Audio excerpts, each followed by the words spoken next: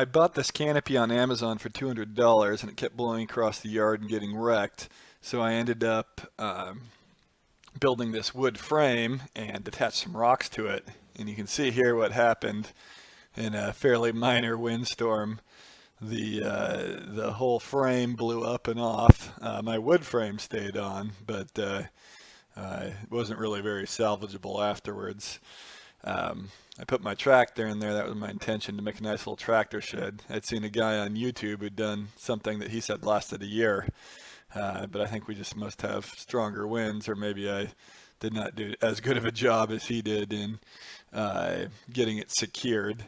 Um, I did end up taking apart the canopy. I'm probably just going to take it to the dump, and the wood frame I salvaged. You can see here what it looked like after the storm, but I'm going to salvage the frame and use it for other stuff.